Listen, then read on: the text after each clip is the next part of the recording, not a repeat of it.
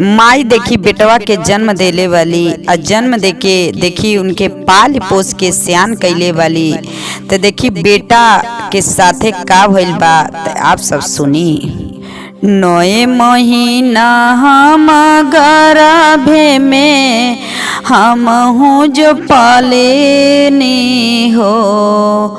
अरे 9 महीना जो ही गर्भे में हम हूँ पलानी हो।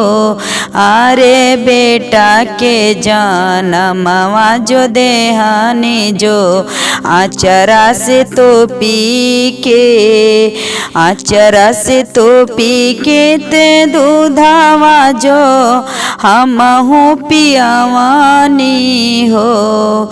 आचरा से तो पी के तो दूधावा जो हम हूँ पियावानी हो। 9 महीना जो ही गर्भे में हम हूँ जो सेवानी हो। अरे बेटा के जनमवा जो देहानी जो आचरा से तो पी के जो दूधवा जो हम हूँ पियावानी जो आचरा से तो पी के हो। अरे बेटा के ना जर नाही लागे केहू के नाही केहू लागे हो। अरे बेटा के ना जर नाही केहू के ना केहू के न लागे हो। बेटा के हम हूँ पढ़ावानी जो बेटा के लिखावानी हो। अरे बेटा के जो हम हूँ पढ़ावानी जो बेटा के लिखावानी हो। अरे बेटा नहीं जनने जो माई के जो दादा के दर्दिया हो। अरे बेटा नहीं जनने जो माई के जो दादा के दर्दिया हो।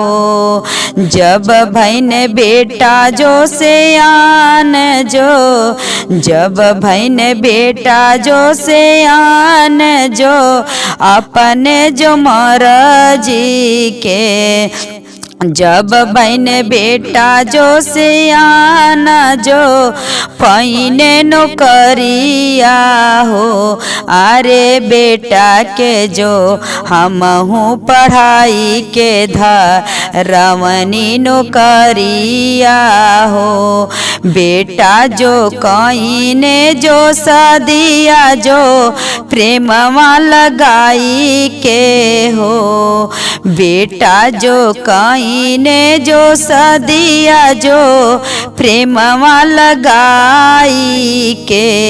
बेटा के तानो जो माना हम कईले जो बानी हो।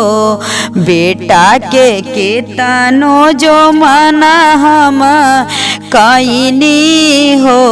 अरे बेटा नहीं मनने जो बतिया जो कईने जो सदिया हो। अपने जो मर जी के कईने जो सदिया हो। अरे बाप माई के देहने ठोकरवा जो दूरवा जो रहे लगने कई के जो सदिया जो ले के जो दूरवा जो रहने हो। अरे उन कर बतिया जो मानी के जो रहने हो। अरे बेटा नहीं जनने जो उन कर बतिया हो। अरे केतना जो रहा दिहली जो दर से घतैल हो। अरे बेटा नहीं जान जो अपने जो पत्नी के, अरे उनकर दिलवा के बतिया जो बेटा नहीं जानने हो।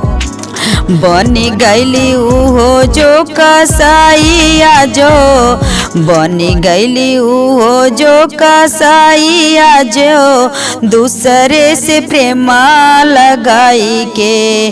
बनी गईली उहो जो कसाईया जो दूसरे से प्रेम लगाई के। अरे बेटा के जो ले जानवा जो मई के तू कड़वा हो।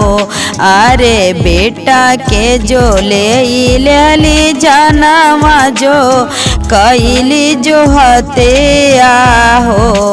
अरे बेटा के जो मारी देली जानवा जो भरी देली डरमावा में।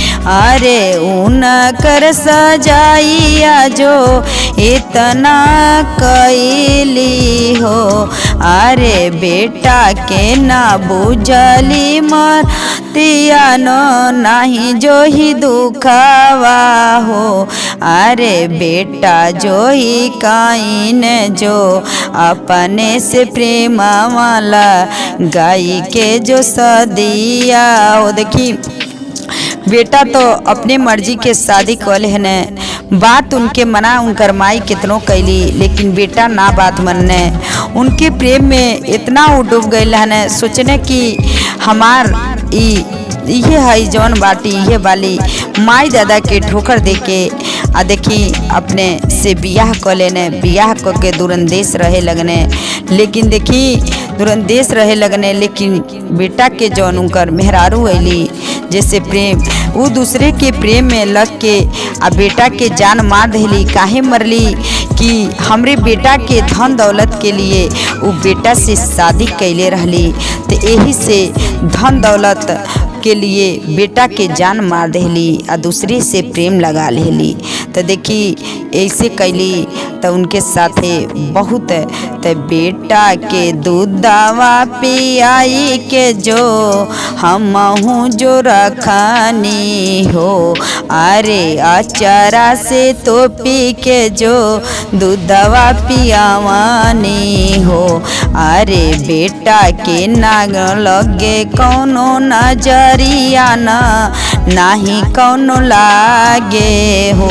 देखी बेटा के छोट रहने कहतली बेटा छोट रहने तो उनके अचरा से तोप के हम दूध पियोनी कि ना केहू के नज़र लगे, नज़र लग जाए तो बेटा के कुछ हो जाए। लेकिन जब बेटा सियान भइने तो बेटा के देखी वैसे जान उनकर पत्नी ले ले बाटी। तो बेटा के हमसे पोस के सियान कैनी कहतली, अपने छाती पे सीना पे हाथ पीट पीट के रोवतली और रो के बिलिख बिलिख के ऐसे कहले बाटी।